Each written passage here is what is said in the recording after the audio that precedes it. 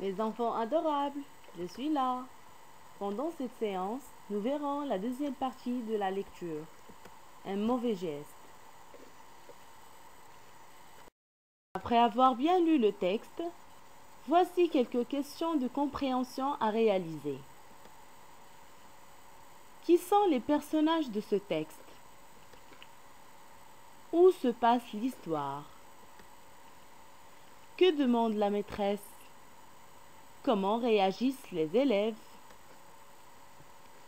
Quel est le mauvais geste qui a choqué Élodie? Comment réagit Lulu à la remarque de son amie Élodie? Allez, partagez avec moi votre point de vue. À la fin du texte, Lulu pense que son amie exagère un peu. Es-tu d'accord avec elle? Justifie ta réponse. Prends un cahier et réponds aux questions de compréhension. Tu peux même écrire ton point de vue.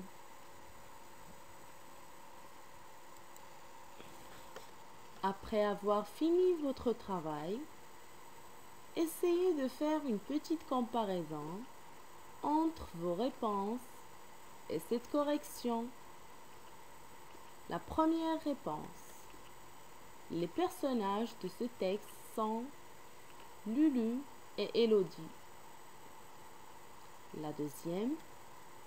L'histoire se passe en classe, puis dans la rue. La troisième.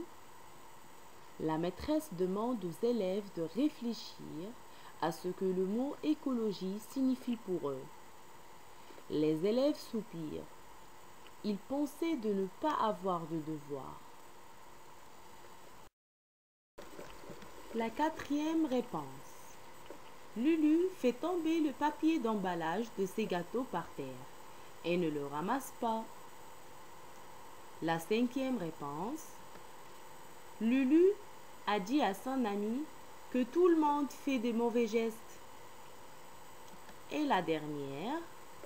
Pour Élodie, l'écologie, c'est être attentif aux gestes qui pourraient protéger notre planète.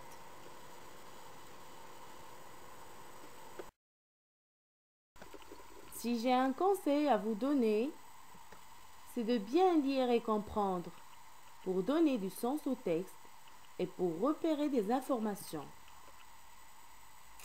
Alors, soyez plus actifs et essayez de réaliser cette étape. Quand vous avez exprimé votre point de vue, avez-vous repris une partie du texte? Avez-vous donné votre point de vue à votre façon? Ou alors vous avez utilisé des connaissances que vous aviez?